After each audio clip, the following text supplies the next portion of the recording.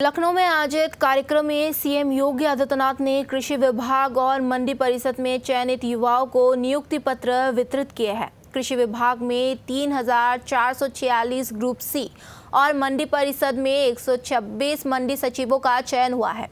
इस दौरान कृषि मंत्री सूर्य प्रताप शाही और कृषि राज्य मंत्री बलदेव सिंह और औलख समेत कई जनप्रतिनिधि और अधिकारी मौजूद रहे। सीएम योगी ने नवनियुक्त अभ्यर्थियों को बधाई देते हुए कहा कि सरकार पारदर्शी और आरक्षण नियमों के अनुरूप भर्ती प्रक्रिया सुनिश्चित कर रही है। उन्होंने दावा किया कि पिछले 9.5 वर्षों में 9.5 लाख से अधिक सरकारी नियुक्तियां दी गई है। सीएम योगी आदित्यनाथ ने पिछली सरकारों की भर्ती प्रक्रिया पर निशाना साधते हुए कहा कि 2017 से पहले भर्ती का विज्ञापन निकलता था, तब चाचा भतीजा और महाभारत का खानदान वसूली निकलने पड़ता था। युवाओं का समय खराब होता था। भर्ती के जिम्मेदार पदों पर भ्रष्ट लोगों को बैठा दिया गया था। हमने आते ही कहा था कि गड़बड़ी हुई तो माफिया की कमर तोड़ेंगे। हमने वो करके दिखाया है।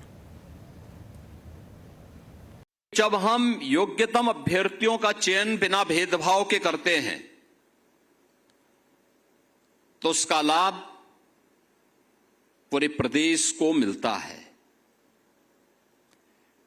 उनकी प्रतिभा और उनकी ऊर्जा का लाभ पूरा प्रदेश लेता हुआ दिखाई देता है। और यही तो पिछले 9-9.5 वर्ष के अंदर डबल इंजन की भारतीय जनता पार्टी की सरकार की उपलब्धियों में से एक महत्वपूर्ण उपलब्धि भी है। मुझे बताते हुए प्रसन्नता है कि इस दौरान हमारी सरकार ने 9,30,000 से अधिक उत्तर प्रदेश के युवाओं को सरकारी नौकरी उपलब्ध करवाने में सफलता प्राप्त की है और एक भी नियुक्ति पर कोई प्रश्न नहीं खड़ा कर सकता। हमने पहले दिन से तय कर रखा है कि जो 17 के पहले की परिपाटी थी कि नियुक्ति का विज्ञापन निकलता था, चाचा भतीजे की जोड़ी और महाभारत का पूरा खानदान फिर वसूली के लिए प्रदेश भर में निकल पड़ता था। नौजवान भटकता रहता था, परिणाम नहीं आता था और अंततः माननीय न्यायालय को कोर्ट में स्टे लगाना पड़ता था, न्यायालय को स्टे करना पड़ता था। समय और उम्र खराब होती थी हमारे युवाओं की।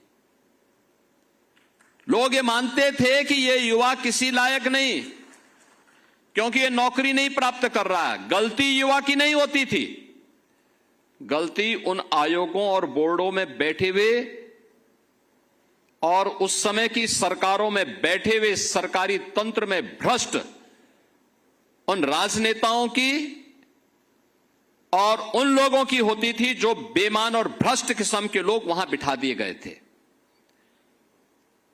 और हमने पहले दिन कहा था कि अगर ये सरकार अपराध और अपराधियों के प्रति जीरो टॉलरेंस की नीति के तहत कार्य कर रही है तो हम नकल माफिया की भी और विभिन्न संस्थानों में बैठे हुए माफिया की कमर को भी तोड़ेंगे और उसके आकाओं को भी हम जमीन आसमान दिखाने का काम करेंगे।